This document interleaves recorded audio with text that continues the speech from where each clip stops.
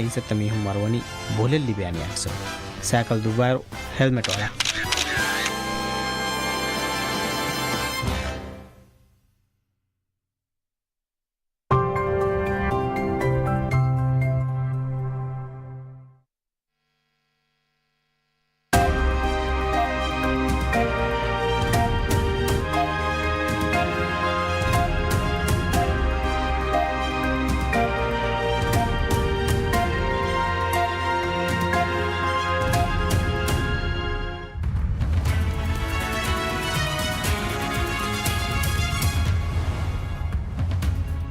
Making headlines this hour, President Dr. Mohammad Mursi announces that legal measures have been initiated to recover the relinquished area of the Special Economic Zone.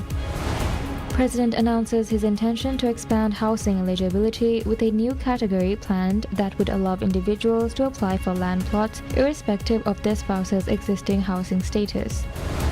President Dr. Mursi announces major milestone in the Maldives' financial recovery and infrastructure modernization, declaring that the nation's economic outlook is stabilizing following decisive fiscal reforms.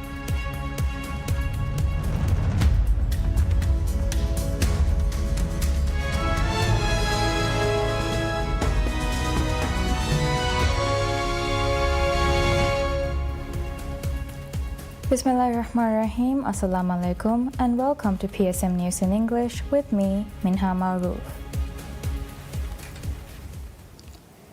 President Dr. Mohammad Mursi announces that legal measures have been initiated to recover the relinquished area of the Special Economic Zone (SEZ), stating that those responsible for the decision should be questioned and held legally accountable.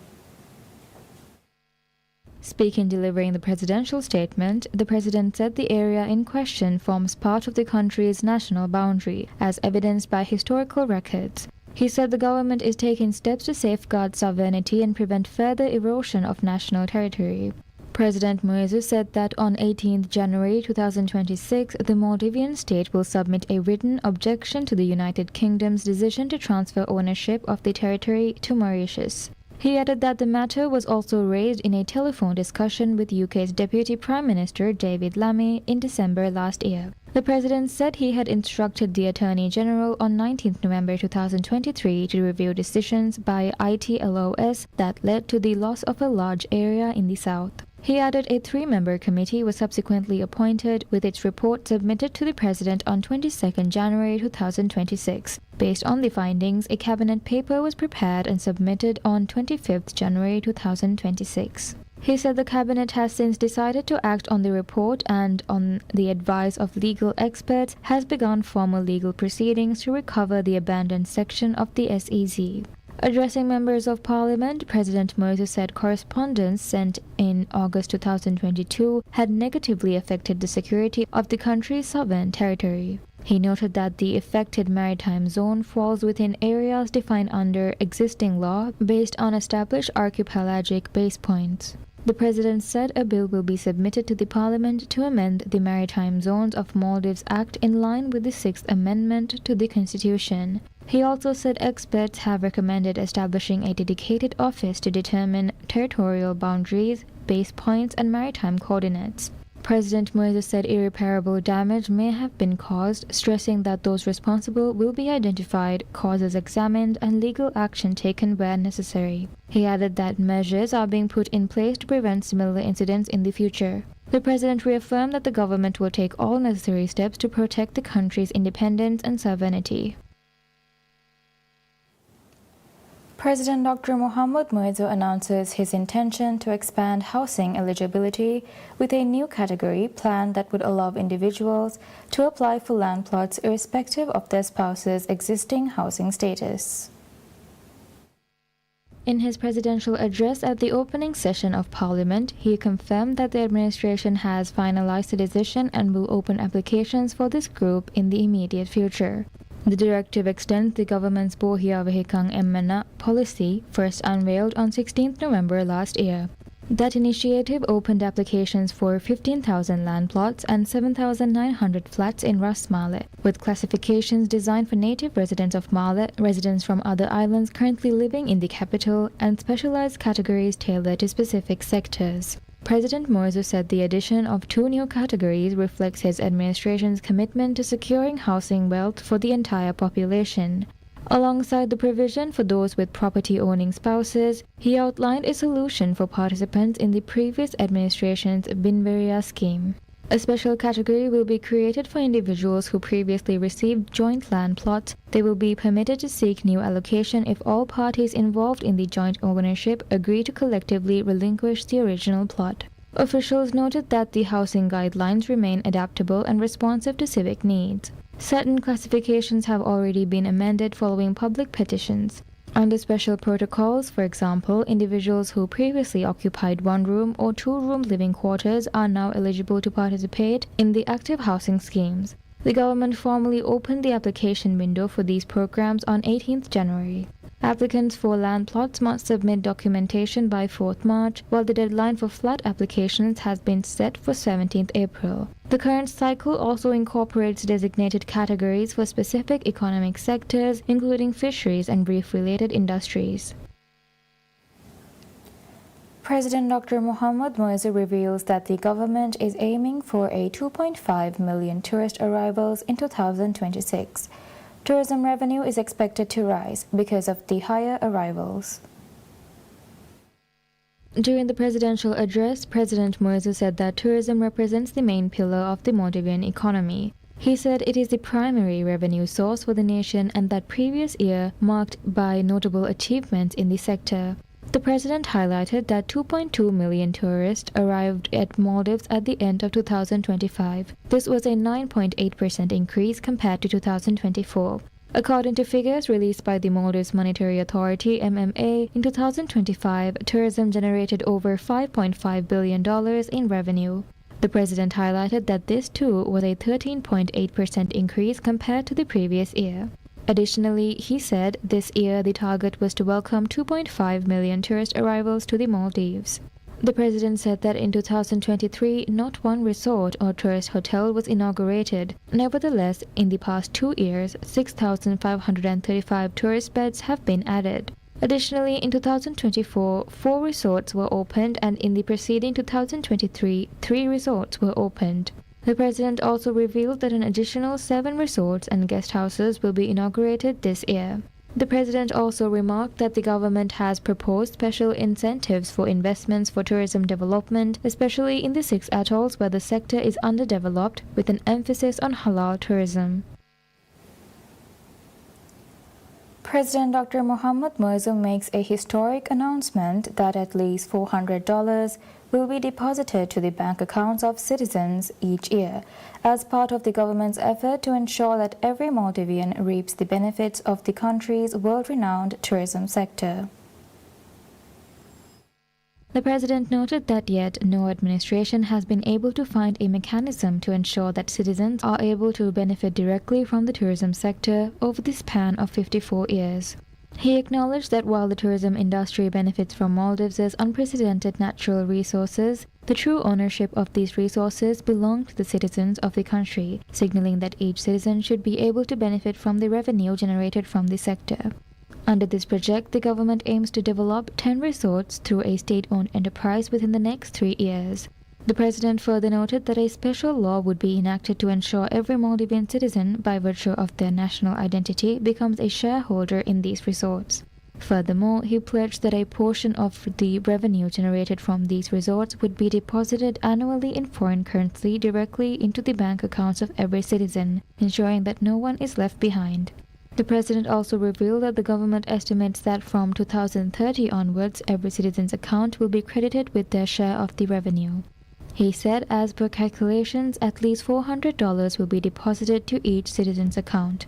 The president also highlighted that this is the first time in the history of Maldives that the citizens will be able to directly benefit from the tourism sector, and that this decision forms a broader part of the government's comprehensive vision for the entirety of the nation to benefit from the tourism sector.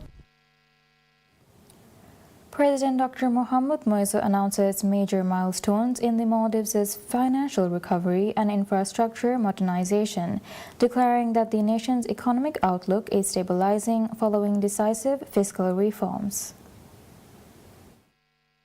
Delivering his presidential address at the opening of Parliament, the president revealed that foreign currency availability and national reserves have reached historic highs. He stated that the Maldives Monetary Authority exchanged $492 million last year, the highest figure in its history, contributing to a rise in gross national reserves to $1.13 billion, the highest ever recorded. Addressing debt management, President Moiso confirmed that the government successfully renegotiated a $100 million bond issued by the Abu Dhabi Fund for Development in 2018, extending its maturity by 5 years. He added that this agreement has secured $100 million in non-tax revenue, expected to be deposited within the next 45 days, while negotiations for an additional $150 million in insurance coverage for creditors are nearing completion.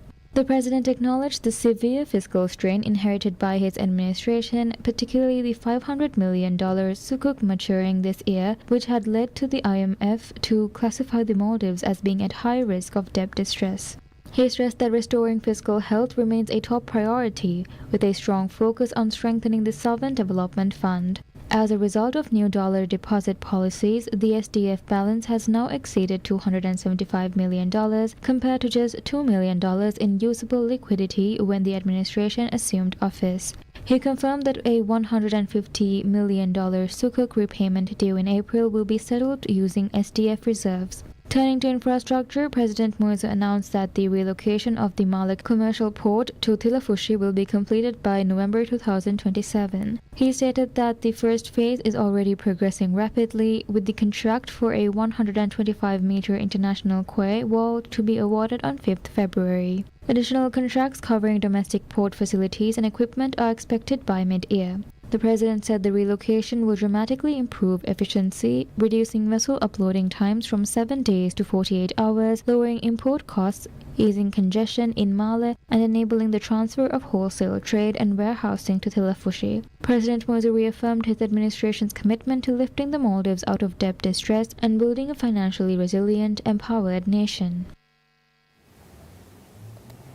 President Dr. Mohamed Moiso has said that work on establishing a specialized cancer diagnostic center will begin in the middle of this year as part of efforts to strengthen cancer diagnosis and treatment services in the Maldives.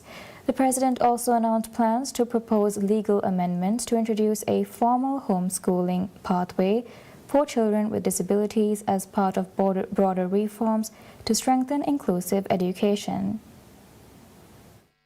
Delivering his presidential statement to the parliament, the president outlined the government's health sector plans, noting that the center will include a dedicated radiation chamber, which is a cancer treatment service currently unavailable in the country. President Moiso also reiterated that land has already been allocated in Hulumale for the development of a dedicated cancer hospital as part of longer-term plans to expand specialized healthcare services. Furthermore, on education, President Moiso outlined ongoing and planned initiatives aimed at improving access to education for children with disabilities. He said the proposed amendments would allow homeschooling based on assessments of a child's level of disability or mental condition in line with established regulations. The president said special classrooms, accessible toilets, and tailored educational support facilities will be provided to ensure privacy and dignity for students with disabilities. He also assured that schools currently lacking essential learning equipment, devices, and resources will be fully equipped this year. Additional measures include the development of specialized textbooks for children with disabilities and targeted programs to prepare them for O-level examinations in ways suited to their individual needs. President Moiso also announced that starting next month, parents of children with disabilities working in the civil service will be allowed to switch to work-from-home arrangements. He further said teacher training programs focused on educating children with disabilities will be expanded. The president also announced plans to establish a digitalized education management system this year to support real-time, data-driven decision-making, alongside continued work to strengthen digital infrastructure and resources in schools nationwide. On infrastructure development, the president said that by last year, 142 classrooms, 9 multipurpose halls, and 56 education support facilities such as science laboratories, staff rooms, and libraries have been completed. For the current academic year, a further 16 rooms, 7 multipurpose halls, and 250 education support facilities have been completed. Construction is currently underway on 955 classrooms, 78 multipurpose halls, and 2,923 education support facilities across the country. President Dr. Mohammad Muizzu announces that 90 projects are currently underway in the Islamic sector, with approximately $973,000 allocated this year for the renovation of mosques. The president made the remarks in his presidential statement at the opening of this year's session of the parliament. He said the projects underway last year included 74 mosques, 7 Islamic centers, 3 branches of the National Center for the Holy Quran, and 6 endowment buildings. President Muizzu said that the Diddu Islamic Center and mosques in 10 islands have been completed and opened, adding that 8 more mosques are scheduled to open before the start of Ramadan. He noted that mosque renovation works are ongoing nationwide, with around $1.26 million spent on renovations last year. He said construction of Islamic centers in 10 additional islands will begin this year using state budget funding, with contracts already signed for 3 centers. Mosque construction is also set to begin in 17 more islands this year.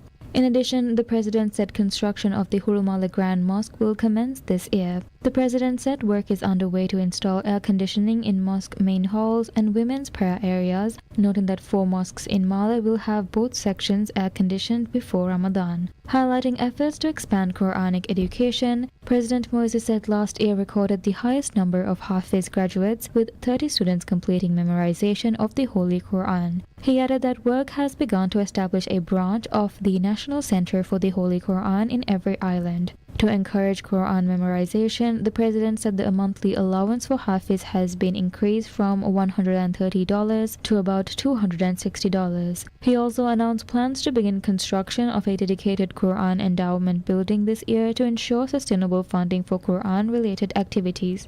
President Muizzu said the government will fully fund the National Quran Recitation Competition and double prize awards, with the overall winner to receive a PhD scholarship in any field. He added that work will also begin this year to increase the number of Quran teachers for persons with disabilities. President Dr. Mohammad Muizzu says the government is currently implementing 879 sports development projects across the country, with all projects expected to be completed within the next 12 months. The president made these remarks in his presidential address to Parliament, underscoring the vital role of sport and physical fitness in promoting public health and building a healthier society. He stated that the government completed 33 sports projects last year, in addition to finishing 59 projects left incomplete by the previous administration. In total, 92 sports projects have now been completed nationwide. At present, 879 sports-related projects are underway across the country at various stages of development, all of which are expected to be completed and handed over within the next 12 months. President Dr. Mohammad Muizzu declared 2026 a pivotal year for sports development, unveiling an ambitious national infrastructure plan aimed at transforming the Maldives into a regional sporting hub. Delivering his address to open the parliament for the year, the president outlined a detailed timeline for major projects that will significantly enhance sporting facilities across the country. A key highlight of the initiative is the construction of 2 multi-story sports complexes. Work on a football complex and a separate netball complex will begin in April. Each will feature an international standard stadium along with 4 additional training pitches, raising national training and competition standards. The president also announced that 16 new sports complexes, each with a capacity of 1,200 spectators, will be opened, including facilities in Male, Hurumala, and Vilimale. Contracts for sports complexes in 5 additional islands will be awarded this year. Further projects include land reclamation for a dedicated racing and drifting track starting in March, the opening of a new skate arena with speed skating and skateboard facilities, and the launch of an esports arcade to support the growing digital sports sector. With a strong focus on island communities, the president pledged new football stadiums, fitness centers, and specialized sports arenas nationwide, emphasizing that these world-class facilities will also create opportunities to host international tournaments. He reaffirmed that sports development remains a top priority for building a healthy, active nation. President Dr. Mohammad Moizu announces that the air station developed in Funadu, Shaviani Atoll, to strengthen the operational capacity of the Maldives National Defense Force (MNDF), will become operational this year. The president made the remarks while delivering this year's presidential statement, outlining progress made over the past year to enhance national defense and security. He said significant strides have been achieved in strengthening the MNDF, including the expansion of Coast Guard capabilities, which have been doubled as part of broader efforts to reinforce the Maldives' defense forces. The president noted that the largest military vessel donated by Turkey was commissioned into service last year. Highlighting developments in air capabilities, President Moizu said the Funadu Air Station forms a key part of ongoing efforts to strengthen air services, confirming that the facility is scheduled to commence operations within the year.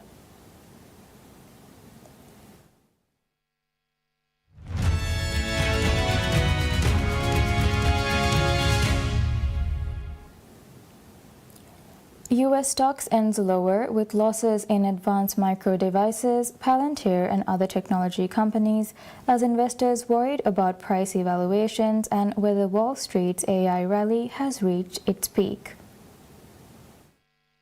Alphabet fell ahead of its quarterly results after the bell, which will give investors a fresh glimpse of how much the Google owner's massive investments in AI are contributing to its top-line sales growth. Advanced Micro Devices tumbled after the chipmaker forecast quarterly revenue that disappointed investors and suggested it is having a tough time competing against AI heavyweight NVIDIA. NVIDIA dropped and the PHLX semiconductor index ended sharply lower. Palantir slumped, reversing sharp gains from the previous day that were driven by the AI data company's strong quarterly sales.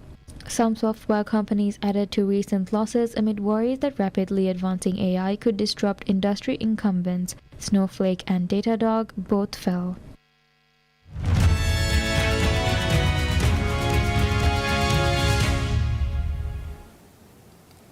The Chinese Foreign Ministry says that the expiration of the U.S.-Russia arms treaty was regrettable and urged the U.S. to resume dialogue with Russia on, quote, strategic stability, unquote. The New START treaty expired at the close of Wednesday, February 4th, marking the end of over half a century of limits on both sides' strategic nuclear weapons. Russia said it was open to security talks but would resolutely counter any new, quote, threats, unquote. Russia had suggested that both sides continue to honor the treaty's core limits, and the Chinese Foreign Ministry urged Washington to respond constructively. The Chinese Foreign Ministry reiterated that it adheres strictly to a self-defense nuclear strategy.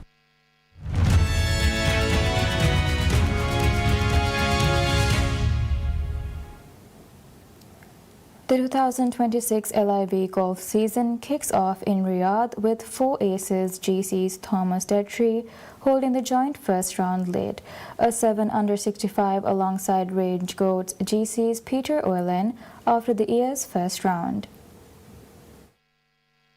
Elvis Smiley of Ripper GC is in third one shot back, but some of LIV's golf's biggest names are well placed ahead of the second round. Legion 13's Tyrell Hatton sits on 5, with his captain John Rahm a further shot back alongside Crushers GC captain Bryson DeChambeau on 4 under par. The LIV golf season is one of the most prestigious golfing competition.